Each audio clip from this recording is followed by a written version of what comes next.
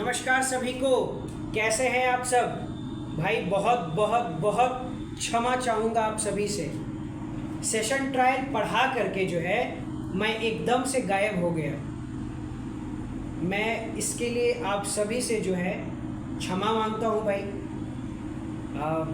क्या करूँ, पेंडेंसी और वर्क इतना ज़्यादा था कि उसमें बिज़ी हो गया।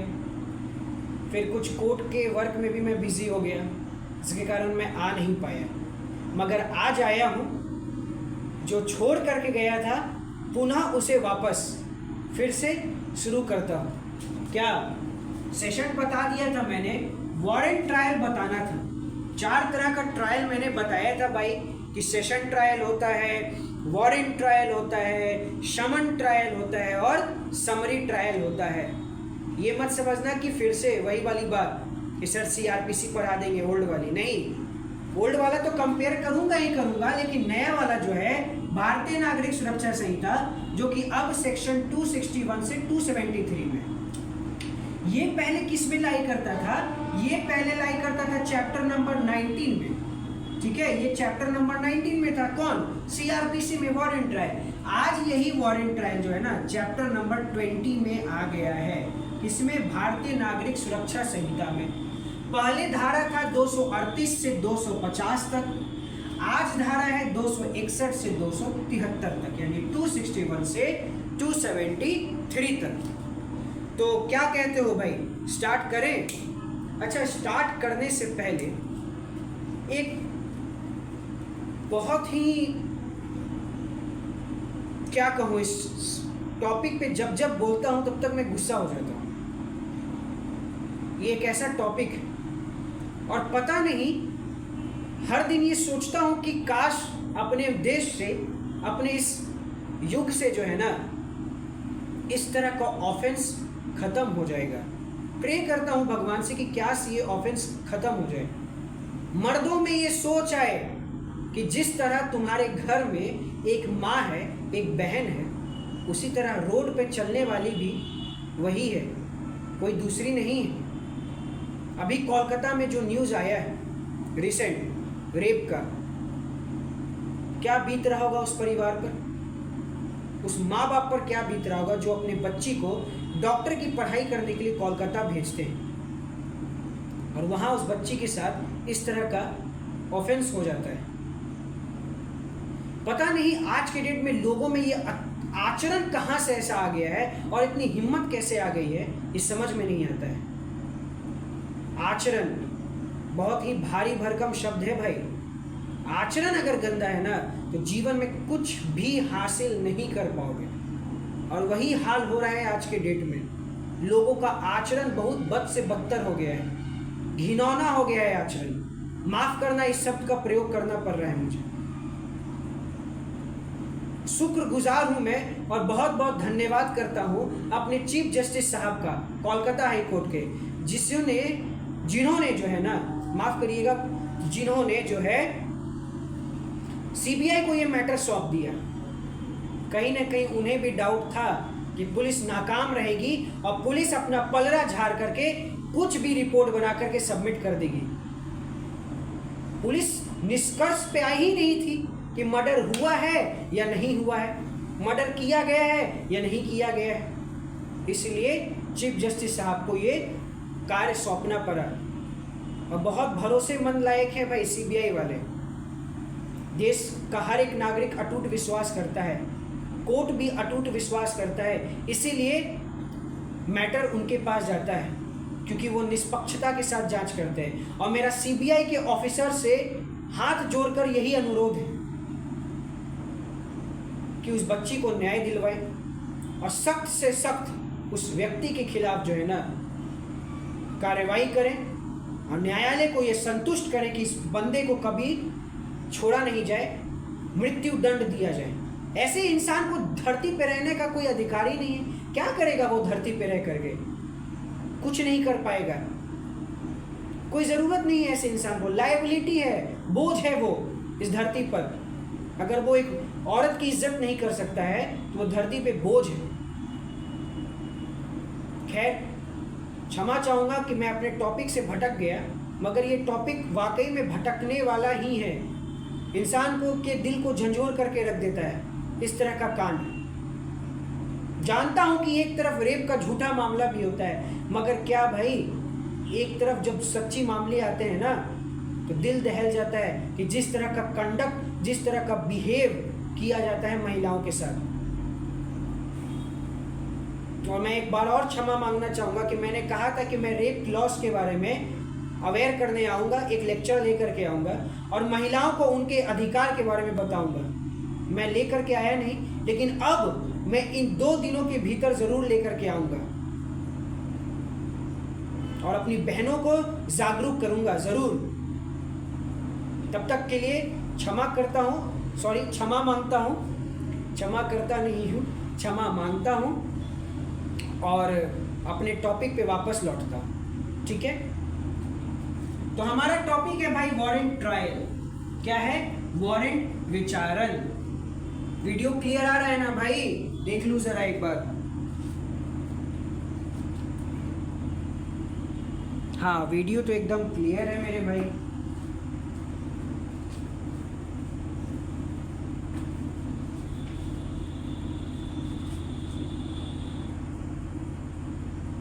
चलो तो फिर शुरू करूं। आओ हम लोग मिल करके वारंट खेले। क्या खेले? वारंट खेले। अच्छा, इससे प्रीवियस वाले लेक्चर में मैंने जब शॉर्ट बताया था कि कितने प्रकार के ट्रायल होते हैं, समन सेशन ट्रायल क्या होता है, वारंट क्या होता है, समन क्या होता है, समरी क्या होता है, तो वहां मैंने बताया था वारंट ट्रायल में कि वारंट केस में केस क्या होगा, 2 तरीके से इंस्टीट्यूट होगा भाई, 2 तरीके से आएगा। एक होगा क्या, एफआईआर बेस्ड होगा, एक क्या होगा, कंप्लेंट केस होगा, है ना। मतलब एक क्या होगा, ऑन अ पुलिस रिपोर्ट। किस पे होगा भाई? On a police report. एक क्या होगा भाई, otherwise then on a police report, otherwise then on a police report, है ना। मतलब एफआईआर में क्या कि अर्लियर सीआरपीसी में 154 में क्या आया होगा भाई, कंप्लेन आया होगा थाने में, या फिर 173 के 2 में क्या आया होगा, फाइनल रिपोर्ट सबमिट किया गया होगा। जो कि अब क्या है मेरे भाई, अब क्या है ये 154, अब 154 नहीं रहा, अब ये हो गया भारतीय नागरिक सुरक्षा संहिता के हिसाब से 173 में होगा अब एफआईआर, और अब 193 के 2 में क्या होगा, फाइनल रिपोर्ट जाएगा। तो याद रखना, पहले सीआरपीसी के धारा 154 में एफआईआर होता था, दर्ज होता था, जो कि अब भारतीय नागरिक सुरक्षा संहिता की धारा 173 में एफआईआर दर्ज होता है। पहले सीआरपीसी में, सीआरपीसी 1973 वाले में 173 के सब सेक्शन 2 में क्या होता था कि फाइनल रिपोर्ट न्यायालय में प्रस्तुत होता था, पुलिस इन्वेस्टिगेशन करने के बाद फाइनल रिपोर्ट बनाती थी और कोर्ट को सबमिट करती थी। अब क्या है कि 193 के सब सेक्शन 2 में यही चीज जाएगा, ठीक है। और otherwise then on a police report में क्या होगा भाई, 200 में क्या होगा, कंप्लेंट आया होगा, एग्जामिनेशन हुआ होगा भाई, 156(3) में कंप्लेंट आया, 200 में क्या हुआ होगा, एग्जामिनेशन और ओथ हुआ होगा, या फिर क्या हुआ होगा भाई 191 के सब क्लॉज 2 में, सब क्लॉज 3 में क्या हुआ होगा, सुओ मोटो कॉग्निजेंस न्यायालय ने लिया होगा, स्वयं संज्ञान ले लिया होगा किसी मामले में, है ना, यही ना। या फिर क्या होगा 199 के 2 में क्या आया होगा, कंप्लेंट आया होगा। ये नॉर्मल कंप्लेंट है, 199 के 2 में नॉर्मल वाला नहीं, किसी माए बाप का, प्रेसिडेंट का, वाइस प्रेसिडेंट का, किसी नेता का अगर मानहानि हो गया है तो वहां कंप्लेंट आया होगा। तो इस सेक्शन के आधार पर आता है, ठीक है। तो आपको पता है कि वारंट मामले में क्या होगा, या तो एफआईआर हुआ होगा या फिर कंप्लेंट केस हुआ होगा। तो यहाँ पर एक चार्ट बनाया हूं मैं, इसको नोट डाउन कर लो आप लोग, फिर मुझे बताना नोट डाउन हुआ कि नहीं हुआ।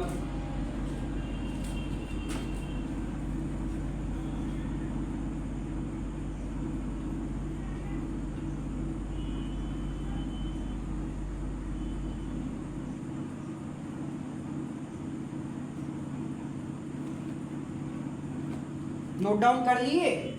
चलो नोट डाउन कर लिए तो ये देखो, देखो भाई 200 में ये जो सेक्शन है ये इसको क्या हो गया,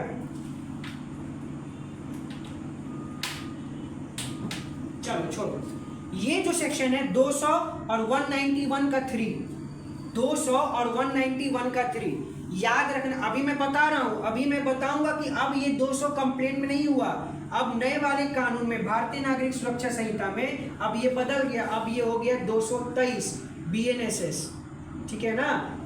तो अभी मैं बताऊंगा एकदम, ये हो जाएगा 210, ठीक है। तो सब बताऊंगा, घबराना नहीं है, धैर्य रखना है और पेशेंस से देखना है, ठीक है।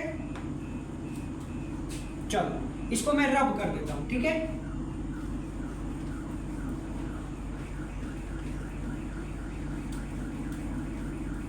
ना जाने अपने देश में कब रेप का मामला जो है खत्म होगा, कब महिलाएं सुरक्षित घूमेंगी इस देश में। बड़ा गुस्सा आता है भाई मुझे, गुस्सा दोनों फेज में आता है। जब झूठा मामला भी दर्ज होता है रेप का किसी बेगुनाह को फंसाने के लिए, और दूसरा गुस्सा तब भी आता है कि जब सही में इस तरह का कांड होता है। खैर, हाँ तो मैं कहाँ था, मैं कंप्लेंट वाले में था, कंप्लेंट वाले में था। क्या मैंने वहां पे बताया कि या तो 200 में क्या आया होगा, कंप्लेंट आया होगा, है ना, जो कि CRPC के हिसाब से। अब भारतीय नागरिक सुरक्षा संहिता के हिसाब से यही धारा 223 हो चुका है, ठीक है। फिर मैंने क्या बताया, या फिर 191 के C में क्या हुआ होगा, माई बाप यानी कौन, न्यायाधीश महोदय ने सुओ मोटो कॉग्निजेंस ले लिया होगा। बोलोगे सुओ मोटो कॉग्निजेंस क्या होता है, वो भी बता दूंगा, फिलहाल अभी जानो। स्वयं संज्ञान इसको कहते हैं, खुद से उसका संज्ञान ले लिया होगा, कोई रिपोर्ट आया नहीं होगा। माई बाप को लगा, मतलब सॉरी, ठीक है, बार बार माई बाप नहीं बोलूंगा, ठीक है।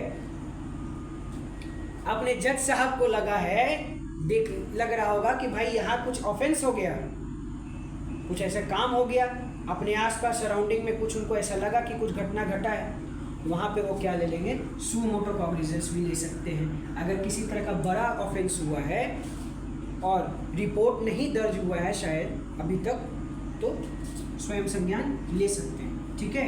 या फिर कोई थर्ड पर्सन जाकर के उनको बताया हो कि माई बाप इस तरह से काम हो गया है, लेकिन वो कोई केस कंप्लेंट केस वगैरह लेकर के नहीं गया है, लेकिन वो जाकर के कोर्ट को ये बताया है, तो वहाँ पर न्यायालय स्वयं संज्ञान लिया होगा।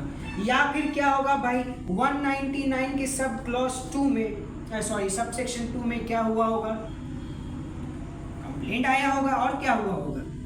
लेकिन धारा 223 यानी धारा 200 CRPC का और ये सेक्शन, ठीक है, कहाँ फाइल होता है भैया, 200 और 190 कहाँ है, मैजिस्ट्रेट के पास, दंडाधिकारी के पास, ठीक है, मामला आएगा।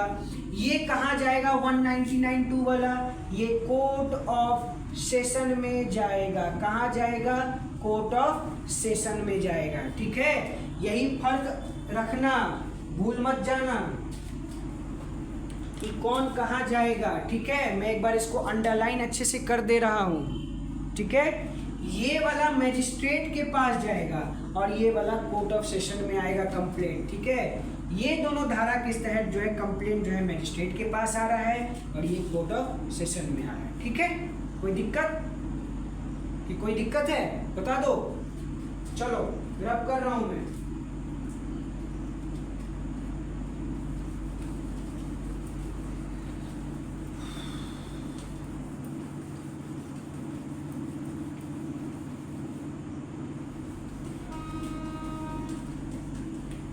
थोड़ी सी आवाज़ें आएंगी, मैंने लास्ट वाले वीडियो में बोला था, मैंने बताया था कि मेरे घर के बगल में ही जो है वो स्टेशन है, दानापुर रेलवे स्टेशन, जिसके कारण जो है ना रेलवे की पटरी जो है बगल में ही है और ट्रेनें आना जाना करती है, तो इसलिए आवाज़ आएगा ही आएगा, ठीक है। इसलिए गुस्सा मत हो जाना प्यारे प्यारे बच्चों, गुस्सा हो गए तो कैसे काम चलेगा। चलो भैया, मामला आ चुका है क्या, पहले मैं बता देता हूं। मैंने बताया या तो FIR बेस्ड या फिर otherwise then on a police report, है ना। याद आ गया ना, याद करते जा, याद करवा दूंगा, एकदम पक्का याद करवा दूंगा, ठीक है। वारंट में दो तरह के केस आया, FIR बेस्ड या फिर कंप्लेंट केस बेस्ड। अब बात करते हैं पहले FIR बेस्ड केस का। ये कहां से कहां तक जाएगा, ये CRPC के सेक्शन 238 से मात्र 244 तक जाएगा। याद रख लेना, कहां तक जाएगा, 244 तक ही जाएगा। कोई दिक्कत बोल दो, अगर कोई दिक्कत है तो बोल देना। धारा 244 तक ही जाएगा कि 243 तक जाएगा, सॉरी ये 243 तक जाएगा। ये जाएगा 244 से 247, दोनों में 248 में क्या आएगा, जजमेंट। दोनों में, इसमें भी जजमेंट जो है किस में आएगा, 248 में, ठीक है। तो अभी फिलहाल CRPC को लेकर के चल रहे हैं, भारतीय नागरिक सुरक्षा संहिता भी अभी कंपेयर कर देंगे, ज्यादा कुछ उसमें नहीं है। CRPC में अगर FIR बेस्ड केस है वारंट मामला में, तो धारा 238 से 243 तक जाएगा, जजमेंट 248 में आएगा। अगर otherwise then on police report case है तो धारा 244 से 247 तक जाएगा, जजमेंट भी 248 में आएगा। यहाँ तक कोई दिक्कत भाई बोल दो, अगर कोई दिक्कत है तो बोल देना। फिर दोनों में क्या होता है, 249 250, ये एक जो है ना एनसीलरी सेक्शन है, एनसीलरी सेक्शन है, ठीक है। ये है आपका कंक्लूजन ऑफ ट्रायल के लिए, किसके लिए, कंक्लूजन ऑफ ट्रायल के लिए, ठीक है। बताएंगे 249 में क्या है, 250 में क्या है, कंक्लूजन ऑफ ट्रायल का बात करता है यहाँ पर, 249 250, ठीक है। तो यहां तक कोई दिक्कत, नोट डाउन कर लो भाई। चलो अब इसका एक एक सेक्शन का पोस्टमार्टम करते हैं एकदम। क्या होता है पोस्टमार्टम का मतलब लीगल इंग्लिश में, या अगर जनरल इंग्लिश में भी कहें तो एग्जामिनेशन ऑफ अ बॉडी, है ना जी। बोलेंगे कि सर आप लॉ ना पढ़ाइए, आप इंग्लिश क्यों पढ़ा रहे हैं भाई। चलो बात करते हैं हम लोग FIR वाले में, ठीक है। मैं यहाँ पे नोट कर दे रहा हूँ कि मैं पहले FIR वाला बता रहा हूँ, केस FIR बेस्ड आया होगा तब, ठीक है। यहाँ क्या होगा कि सेक्शन 238 में बोला गया है कि CRPC सेक्शन 207 का क्या होगा, कंप्लायंस होगा। क्या होगा, कंप्लायंस। अगर इसका बेयर एक्ट का भाषा देखें तो बेयर एक्ट का भाषा कहता है कि कंप्लायंस विद सेक्शन 207, क्या कहता है धारा 238 में, कंप्लायंस विद सेक्शन 207।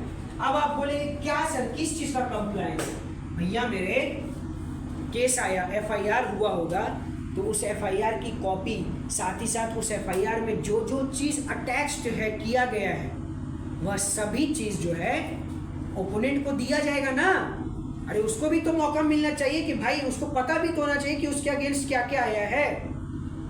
इसीलिए जो भी FIR के साथ जो चीज भी आया है उसका एक एक कॉपी जो है डिफेंडेंट को दिया जाता है, तो कंप्लायंस किया जाता है, कंप्लायंस विद सेक्शन 207 यही होता है, ठीक है। तो अब ये CRPC में, लेकिन भारतीय नागरिक सुरक्षा संहिता में कौन से सेक्शन में है भैया ये, तो ये सेक्शन 261 में है, यही चीज, ठीक है।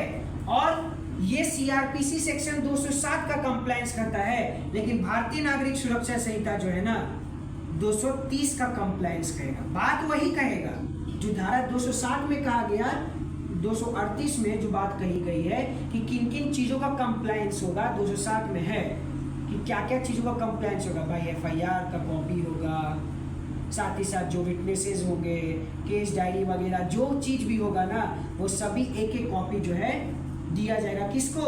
एक्यूज्ड बोलिए या फिर बोलिए डिफेंडेंट को बोलिए, ठीक है। यही चीज़ यहाँ भी है BNSS के सेक्शन 230 में, ठीक है। तो पहला चीज़ तो मैंने बता दिया कि धारा 238 में क्या होगा, कहा गया है कि 207 का कंप्लायंस होना अनिवार्य है। कोई दिक्कत नहीं। चलो भैया, अब आते हैं 239 में।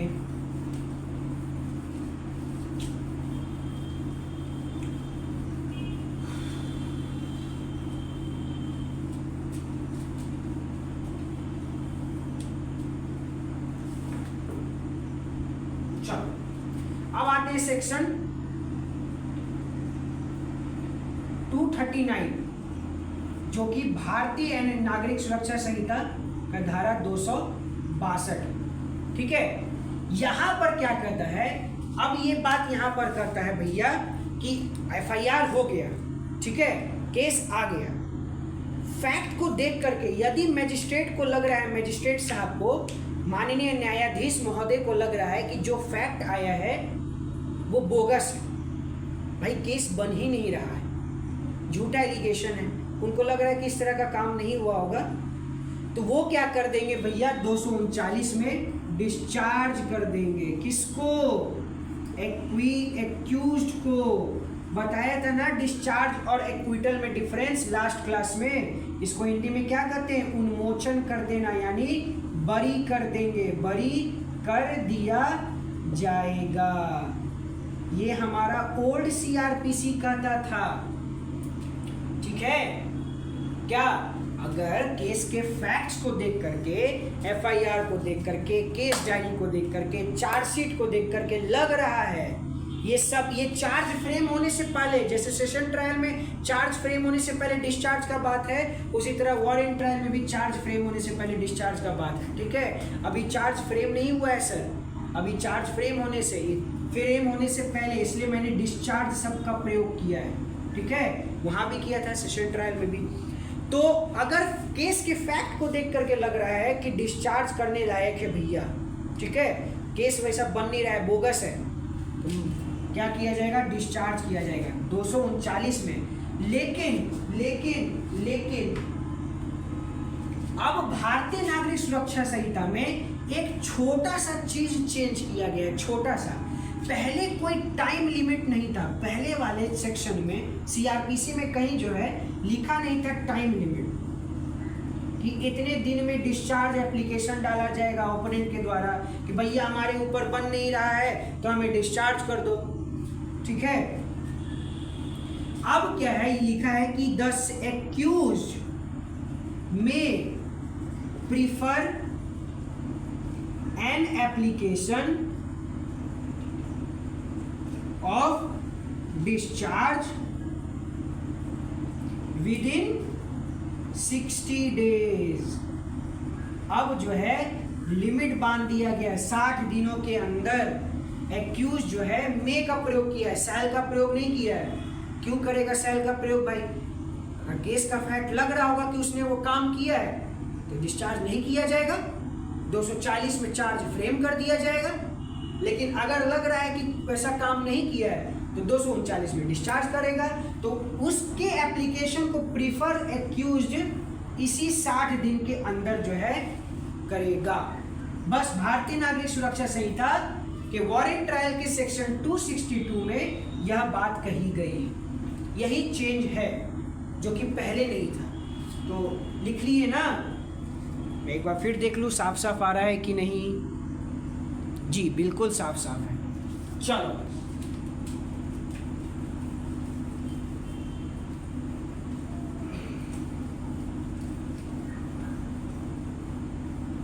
सर आप बहुत धीरे धीरे पढ़ाते हैं, है ना।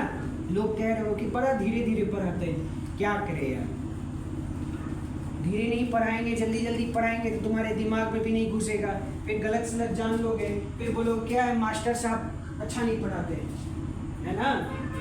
फिर बोलोगे कैसे मास्टर साहब हैं हमारे, अच्छा भी नहीं पढ़ाते हैं क्या। लेकिन ऐसा नहीं करेंगे, हम अच्छे से पढ़ाएंगे। टेंशन ना लो।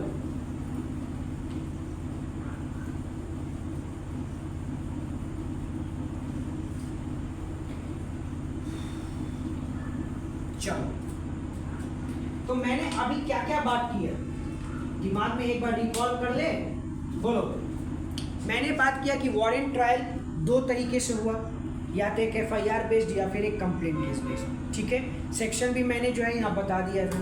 फिर मैंने 238 के सेक्शन में क्या बताया कि 238 में कहा गया है सीआरपीसी का, ठीक है, कि 207 का कंप्लायंस होगा।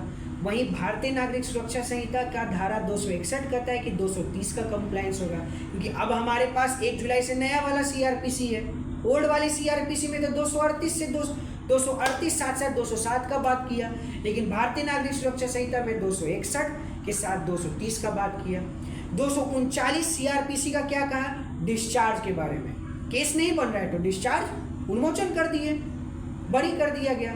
और साथ ही साथ भारतीय नागरिक सुरक्षा संहिता का धारा 262 क्या कहा कि डिस्चार्ज किया जाएगा, मगर लिमिट है 60 दिन के अंदर एक्यूज्ड उस एप्लीकेशन को प्रीफर करेगा। The accused may prefer an application within 60 days, then he can be discharge. ऐसे करके बात है वहाँ पे, तो टाइम लिमिट बांध दिया जो कि अर्लियर नहीं था। अब क्या फेज आएगा कि भाई केस के फैक्ट को देख करके, चार्जेस को देख करके, एफआईआर को देख करके, चार्जशीट को देख करके, पूरे केस के ब्रीफ को देख करके माननीय न्यायालय को लग रहा है कि नहीं, उसने ऐसा काम किया ही है। उनका प्राइमा फेसी यही कह रहा है। क्या कह रहा है भैया कि प्राइमा फेसी कह रहा है। अच्छा, बोर्ड सूख रहा है, रुक जाओ एक सेकेंड। प्राइमा फेसी कह रहा है, क्या प्राइमा फेसी प्रथम दृष्टिया से लग रहा है कि इस तरह का काम हुआ होगा, जब ठीक है, इस तरह का काम हुआ होगा। तो न्यायालय क्या करेगा, संज्ञान ले लेगा, कॉग्निजेंस ले लेगा। अरे यार,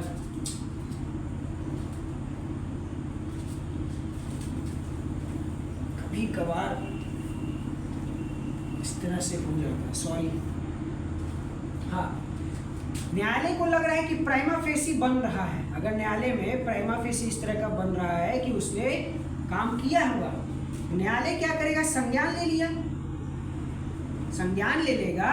उसके बाद क्या करेगा, सेक्शन 240 में संज्ञान किस में लेता है, 190 सीआरपीसी, जो कि अब भारतीय नागरिक सुरक्षा संहिता का धारा 210, याद रखना जी, ला मत जाना, ठीक है। अब सेक्शन 240 का बात करते हैं, किसका बात करते हैं, सेक्शन 240 किसका, सीआरपीसी का। यहाँ क्या होगा कि अगर केस बोगस नहीं है तो चार्जेस क्या कर दिए जाएंगे, चार्जेस फ्रेम कर दिए जाएंगे, एक्यूज्ड के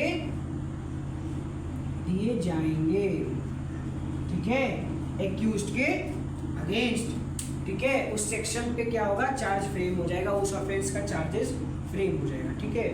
मैंने इससे पहले भी बताया था कि संज्ञान एक्यूज्ड का नहीं होता है, उस ऑफेंस का लिया जाता है, ठीक है, उस सेक्शन का लिया जाता है कॉग्निजेंस, ठीक है, याद रखना।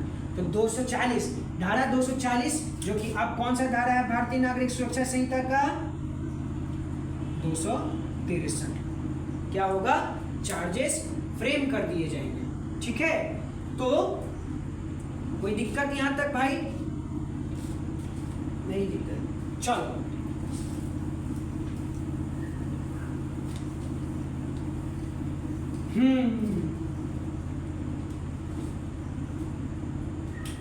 अब सेक्शन 240 में चार्ज फ्रेम किया जा रहा है, या यूं कहे चार्ज फ्रेम कर दिया गया है। अब क्या होगा, तो एक्यूज्ड को, ये जो चार्ज फ्रेम किया गया है ना, एक्यूज्ड को चार्ज पढ़कर सुनाया जाएगा, पढ़कर सुनाया जाएगा। कौन सुनाएगा, माननीय न्यायाधीश महोदय जो है उनको सुनाएंगे, बताएंगे कि भाई आपके खिलाफ इस सेक्शन में चार्ज फ्रेम कर दिए गए हैं, इस ऑफेंस के लिए आपके ऊपर चार्जेस फ्रेम कर दिए गए हैं। ठीक उसी वक्त जब ये सुनाया जा रहा होगा तो माननीय न्यायालय उससे यह सवाल भी पूछेगा। क्या पूछेगा? आप लोग को पता होगा कि whether you plea your guilt और want to go for defense। या तुम अपना अपराध स्वीकार करते हो या फिर डिफेंस में जाना चाहते हो। अपराध स्वीकार करेगा कोई भी? 99% में तो अपराध स्वीकार ही नहीं करता है ना? कोई स्वीकार थोड़ी करेगा, यही बोलेगा कि डिफेंस में जाएंगे। अगर अपराध स्वीकार करता है तो conviction on plea of guilt होता है। ठीक है, क्या होता है? Conviction on plea of guilt. अगर अपराध नहीं स्वीकार करेगा तो किसका समय आएगा? न्यायालय अब किसको बुलाएगा भाई? बोलेगा प्रोसिक्यूशन जी आइए और अपने एविडेंसेस को प्रस्तुत करिए। तो प्रोसिक्यूशन अपना एविडेंस देगा। चलो सेक्शन के साथ देखते हैं।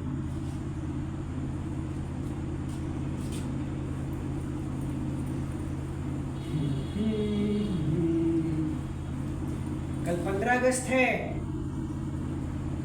कितना साल हो गया हमारी आजादी का?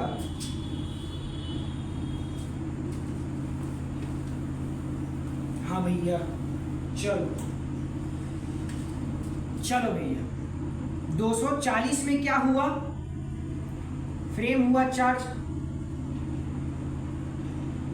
ठीक है, उसी समय उसको चार्ज पढ़ करके सुनाया भी गया। साथ ही साथ उससे पूछा गया कि प्ली और गिल्ट और not, plea or guilt or want for defence, है ना? पूछा गया तो डिफेंस में जाना चाहेगा तो क्या होगा भैया? 2 फेज फिर आएगा। या तो अगर वो अपना गिल्ट स्वीकार करता है तो 241 में क्या होगा?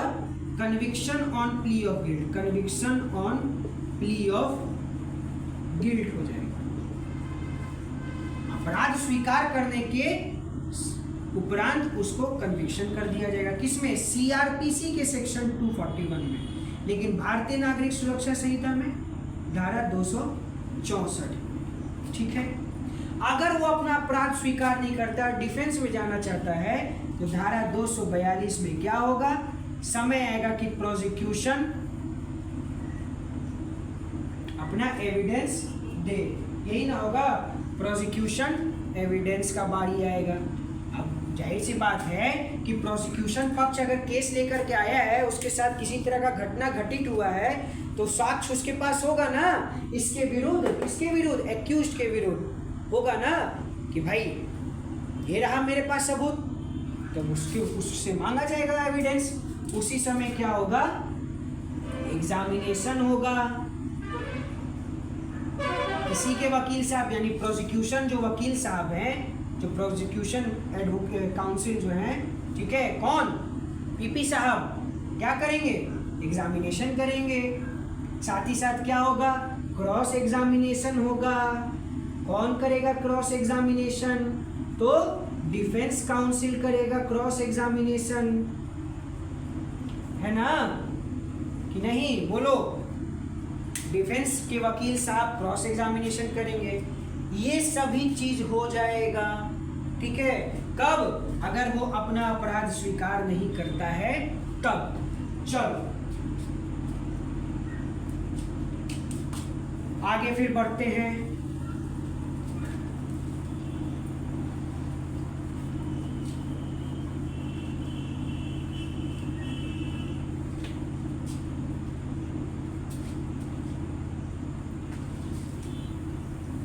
हाँ भाई, अच्छा, धारा 242 में जो प्रोसिक्यूशन एविडेंस का बात किया गया है तो विटनेस होगा ना उसमें, तो उस विटनेस को क्या होगा? ओथ पर उसके साक्ष्य लिए जाएंगे। क्या? ओथ पर उसके साक्ष्य लिए जाएंगे। ठीक है, वो कटघरा में खड़ा होगा, बोलेगा मैं ईश्वर को साक्षी मान करके जो भी बात कहूँगा सही कहूँगा, सच के सिवा और कुछ नहीं कहूँगा। अगर न्यायालय को मेरी बातें अगर झूठी लगी या मैंने किसी तरह का झूठा बात प्रस्तुत किया, साक्ष्य प्रस्तुत किया, तो न्यायालय मेरे ऊपर उपयुक्त कार्यवाही कर सकती है। भला जो भी उस ओथ में लिखा हुआ रहता है, मुझे इतना ठीक से याद नहीं है, इसी तरह का ओथ लिखा हुआ रहता है, ठीक है। तो ओथ पर साक्ष्य लिए जाएंगे, तो याद रखना प्रोसिक्यूशन एविडेंस ऑन ओथ, ठीक है, धारा 242। कोई दिक्कत भाई? कोई दिक्कत नहीं। चलो अब क्या होगा? अब आएगा सीआरपीसी का सेक्शन 243, ठीक है, 243, जो कि भारतीय नागरिक सुरक्षा संहिता का 265 है ना। यहां किसका बात करेगा? डिफेंस एविडेंस का। डिफेंस अपना एविडेंस देगा, है ना, यानी डिफेंस अपना विटनेस लाएगा, डिफेंस विटनेस। जिस तरह 242 में किसका बात किया गया था? पीडब्ल्यू का, प्रोसिक्यूशन विटनेस, उसी तरह यहां भी होगा, इस पे ओथ पर होगा, यही होगा 243 में। यहां पर भी क्या होगा भाई? एग्जामिनेशन होगा, क्रॉस एग्जामिनेशन होगा, है ना। एग्जामिनेशन कौन करेंगे? इसी के वकील साहब, डिफेंस काउंसिल, ठीक है। और क्रॉस एग्जामिनेशन करेगा प्रोसिक्यूशन के वकील साहब करेंगे, ठीक है, प्रोसिक्यूशन काउंसिल लिख सकते हैं या फिर उसको कह सकते हैं पीपी साहब करेंगे, ठीक है। कोई दिक्कत? कोई दिक्कत नहीं। चलो मिटा देते हैं।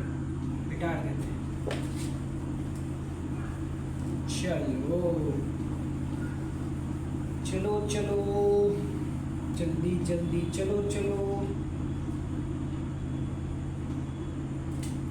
अब क्या होगा भाई कि पीडब्ल्यू भी ले लिया गया, डीडब्ल्यू भी ले लिया गया, दोनों का साक्ष्य ले लिया गया। दोनों का साक्ष्य लेने के बाद क्या होगा?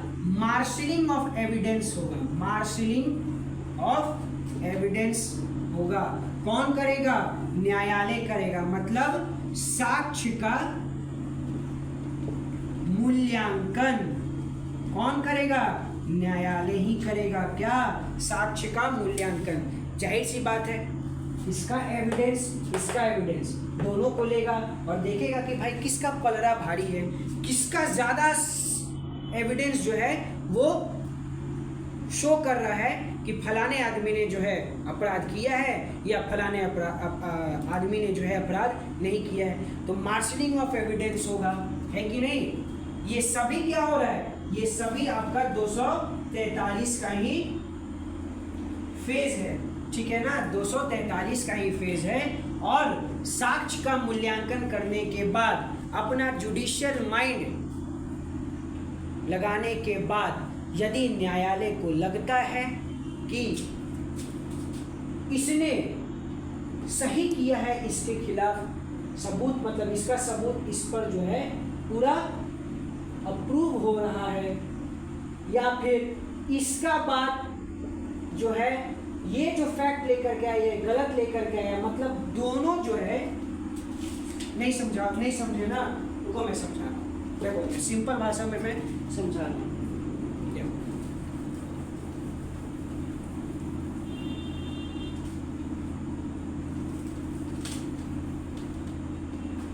प्रोसिक्यूशन ने अपना एविडेंस दे दिया, ठीक है, डिफेंस ने अपना एविडेंस दे दिया। अब जिसका भी फैक्ट देख करके, पढ़ करके, समझ करके, सुन करके अगर न्यायालय को लगेगा कि भाई या तो कन्विक्शन होना चाहिए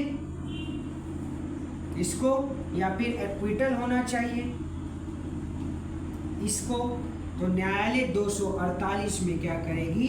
जजमेंट पास कर देगी। क्या करेगी? जजमेंट पास कर देगी, ठीक है। तो 243 तक में ही तुम्हारा क्या हुआ? एफआईआर बेस्ड वारंट ट्रायल चला।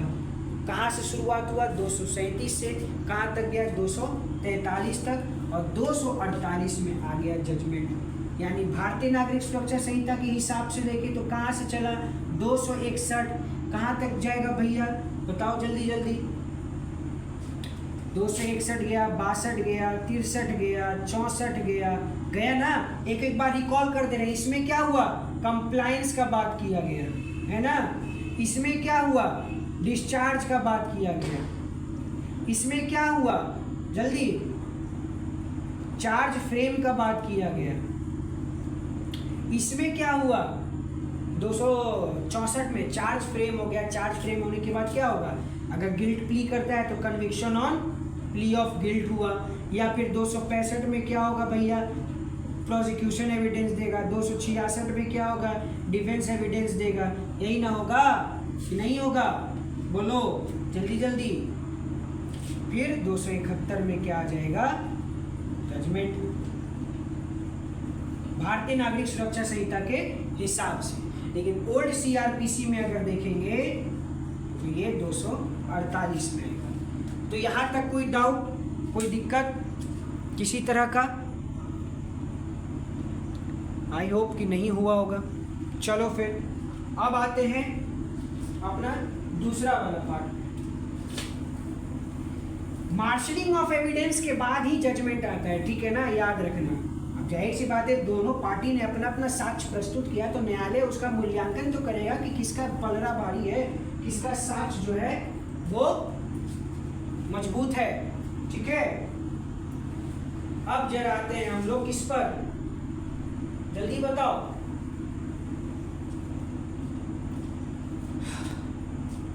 थक गए हम तो नहीं थके, लेकिन कंप्लेंट वाले मामले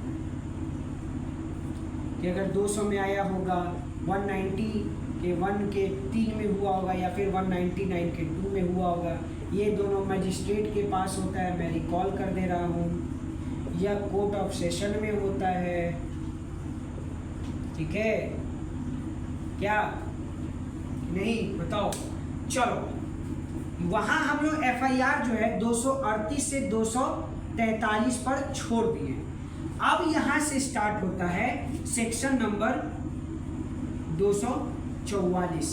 क्या सेक्शन नंबर 244 है ना।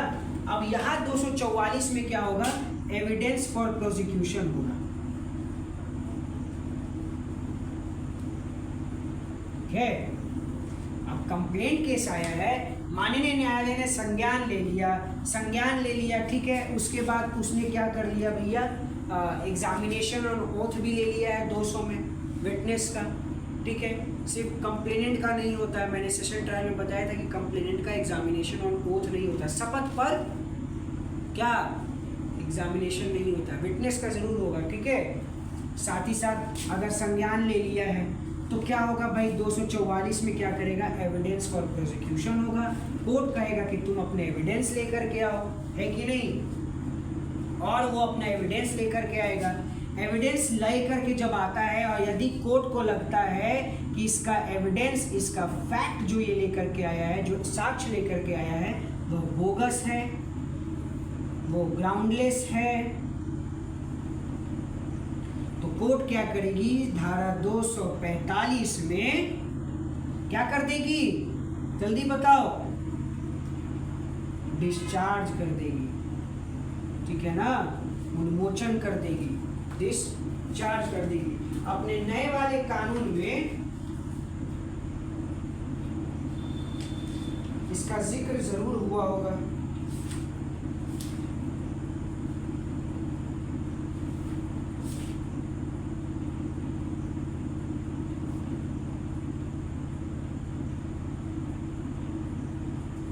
इस पे अपने नए वाले कानून में भी है जिक्र, ठीक है। तो 245 में क्या किया जा रहा है भाई, डिस्चार्ज किया जा रहा है। यदि डिस्चार्ज कोर्ट नहीं करता है तो क्या करेगा, धारा 246 में, सॉरी 246 में क्या चार्ज फ्रेम करेगा, ठीक है। और फिर वही अगर चार्ज फ्रेम करेगा तो चार्ज पढ़ करके सुनाएगा, फिर उसको पूछेगा कि whether you plea or guilt or want to go for a defence. यदि डिफेंस में जाता है तो क्या करेगा, 247 में ही प्रोसिक्यूशन एविडेंस होगा, डिफेंस एविडेंस होगा, एग्जामिनेशन होगा, क्रॉस एग्जामिनेशन होगा, सभी 247 में हो जाएगा, सभी चीज 247 में होगा। कोर्ट बोलेगी, सॉरी यहाँ प्रोसिक्यूशन एविडेंस तो हो गया ना 244 में, तो 247 में डिफेंस को बोला जाएगा कि तुम अपना एविडेंस लेकर के आओ। यहाँ तो प्रोसिक्यूशन एविडेंस हो गया, उसके आधार पर अगर बोगस है, ग्राउंडलेस है तो 245 में डिस्चार्ज, अगर डिस्चार्ज नहीं करता है तो 246 में चार्ज फ्रेम करेगा, और चार्ज फ्रेम करने के बाद बोलेगा कि तुम अगर डिफेंस में जाना चाहते हो तो ठीक है जाएगा, तो 247 में बोला जाएगा तुम अपना एविडेंस लेकर के आओ, तो डिफेंस अपना विटनेस लेकर के आएगा, एविडेंस लेकर के आएगा, साथ ही साथ एग्जामिनेशन होगा, क्रॉस एग्जामिनेशन होगा, और फिर वही चीज होगा जो होते आया है, आप सभी को पता है क्या होगा, जिसका पलड़ा भारी उसके हिसाब से उसके पक्ष में क्या होगा, जजमेंट होगा। और 248 में क्या आ जाएगा, सीआरपीसी के 248 में, यानी भारतीय नागरिक सुरक्षा संहिता के धारा 271 में जजमेंट आ जाएगा। क्या आ जाएगा, जजमेंट, ठीक है ना, याद रखना, ठीक है। तो ये था आपका वारंट ट्रायल। बस 2 चीज और बचा हुआ है, 2-4 बात और बची हुई है जो मैं बताऊंगा अपने पार्ट 2 वाले लेक्चर में, या इसमें ही खत्म कर दूं, क्या करूं भाई, कितना हो गया, चलो खत्म कर ही देता हूं, चलो कोई दिक्कत नहीं, चलो खत्म कर देता हूं। 250 तक था ना सेक्शन, आप कहेंगे सर 250 तक सेक्शन था, आप तो 248 पे ही रोक दिए। नहीं रोकूंगा भाई, अब आता है आपको क्या, कंक्लूजन ऑफ ट्रायल। क्या आता है, कंक्लूजन ऑफ ट्रायल, जो कि किसमें है, सीआरपीसी के सेक्शन 249 और 250, मगर भारतीय नागरिक सुरक्षा संहिता के सेक्शन 272 एंड 273 में। बस ये क्या बात करता है, तो आइए जानते हैं, नोट डाउन कर लो।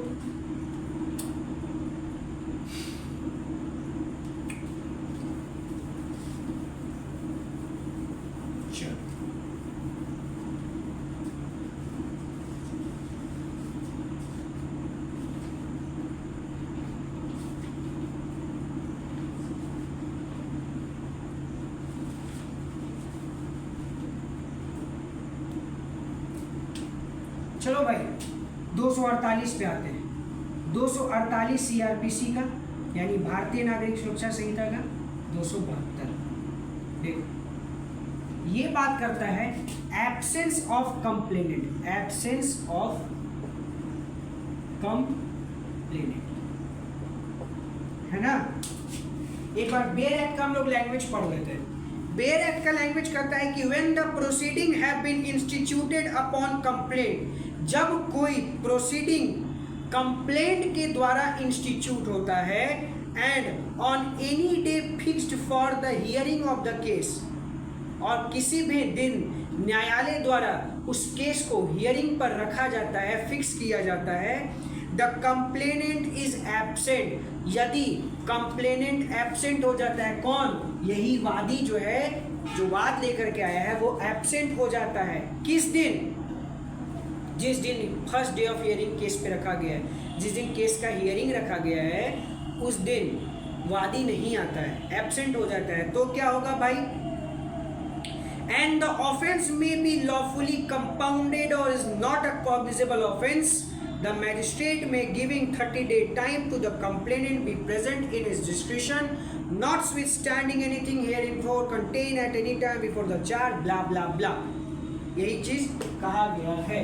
क्या कहा गया है, कह रहा है 248 कि केस इंस्टीट्यूट हो गया, किस पर, कंप्लेंट पे, कंप्लेंट के आधार पर केस जो है वो इंस्टीट्यूट हो गया, और कंप्लेनेंट जो है ना, कंप्लेनेंट एब्सेंट हो जाता है। कब? जिस दिन केस का हियरिंग फिक्स किया गया है और वह केस क्या है? तो कंपाउंडेबल है एंड नॉन कॉग्निजेबल है।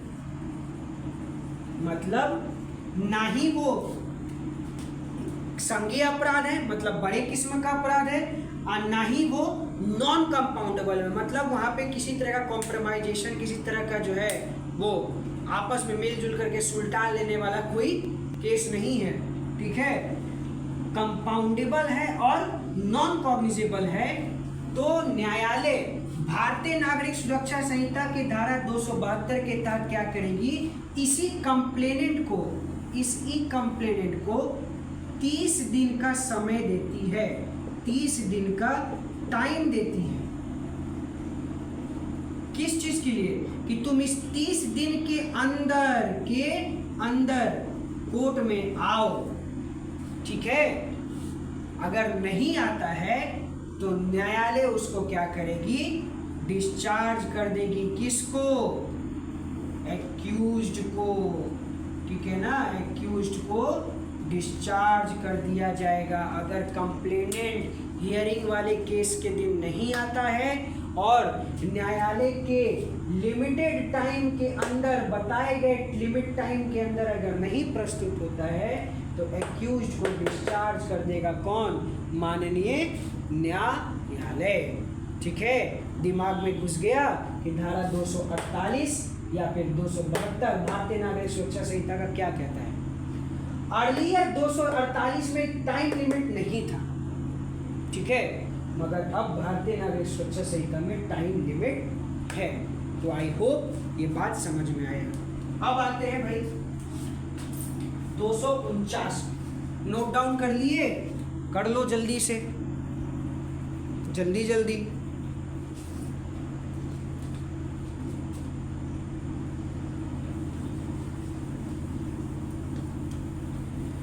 जल्दी जल्दी कर लो, रात हो रहा है ना।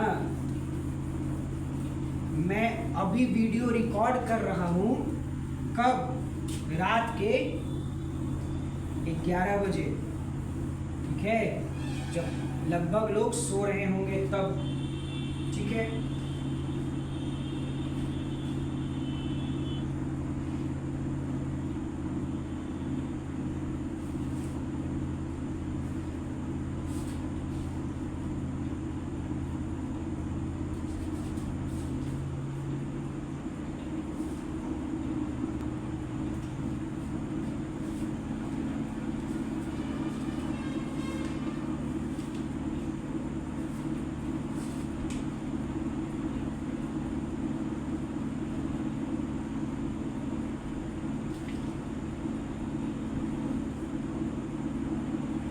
चलो भाई, कोई दिक्कत?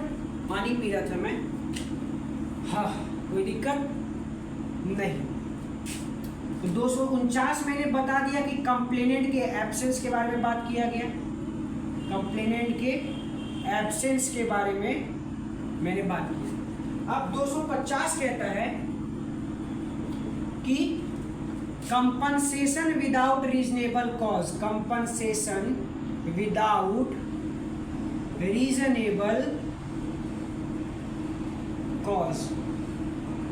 अब क्या, एक बार बेयर एक्ट का लैंग्वेज हम लोग देख लेते हैं। बेयर एक्ट का लैंग्वेज कहता है कि if in any case instituted upon complaint, यदि कोई भी केस कंप्लेंट के द्वारा इंस्टीट्यूट किया जाता है और पुलिस ऑफिसर के द्वारा लाया जाता है, ठीक है, वहाँ भी अगर किसी भी केस को इंस्टीट्यूट किया जाता है, मतलब एक पुलिस रिपोर्ट के आधार पर, एक otherwise then on police report के आधार पर, one or more person is or accused before a magistrate, magistrate के सामने एक या एक से ज़्यादा एक्यूज्ड है किसी भी ऑफेंस के लिए जो मैजिस्ट्रेट के द्वारा ट्रायबल है।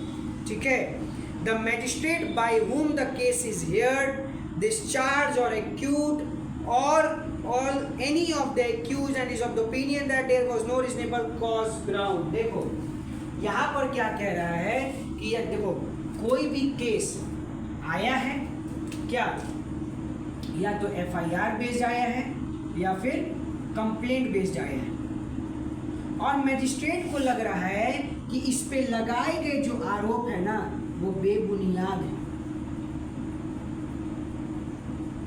अगर बेबुनियाद है कब, चार्जवा फ्रेम होने से पहले, भूल मत जाना, चार्ज फ्रेम होने से पहले तो क्या करेगा, डिस्चार्ज कर देगा। चार्ज फ्रेम कर दिया तो एक्विटल कर देगा, है ना।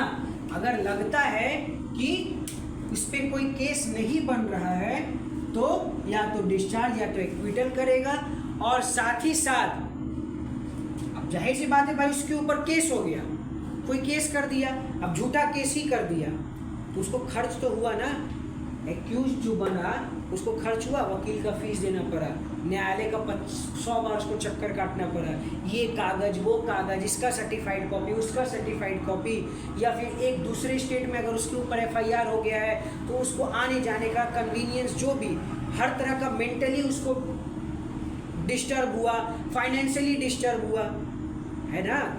तो न्यायालय इस स्टेज में क्या करेगी, उसको कंपनसेशन दिलवाएगी। अगर किसी पर बिना किसी रीजन के अगर आप केस कर दिए हैं तो ये न्यायालय कंपनसेशन भी दिलवाती है।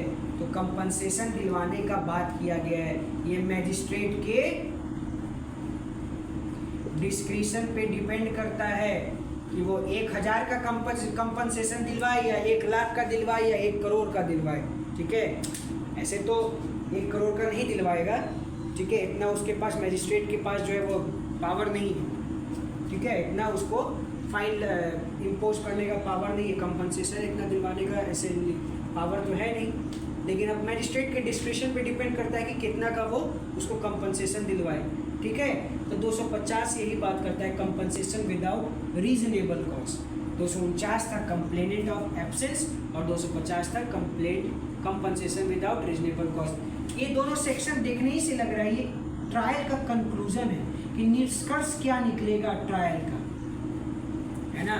यदि अगर कंप्लेनेंट ही एब्सेंट हो गया तो क्या निष्कर्ष निकलेगा, यदि कोई झूठा आरोप लगा दिया बिना किसी रीजनेबल कॉज के केस कर दिया, या तो FIR कर दिया या फिर कंप्लेंट केस लेकर के चला गया, तो वहाँ पर कंपनसेशन का बात किया गया है, न्यायालय जो है उसको कंपनसेशन दिलवाएगी। जरा देख लें नए वाले कानून में कुछ एडअप है कि नहीं।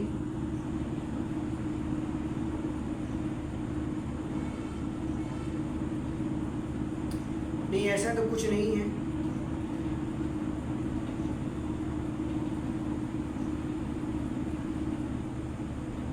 ठीक है, ऐसा कुछ नहीं, ठीक है।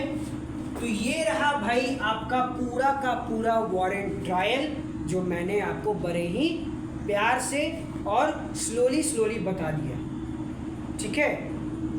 आई होप कि आपको समझ में आया होगा। अगर कहीं नहीं समझ में आया तो बेझिझक कमेंट बॉक्स में लिख देना, दोबारा से बता देंगे, ऐसा नहीं कि हम नहीं बताएंगे, ठीक है। तो अगर कोई दिक्कत होगा तो ज़रूर कहना।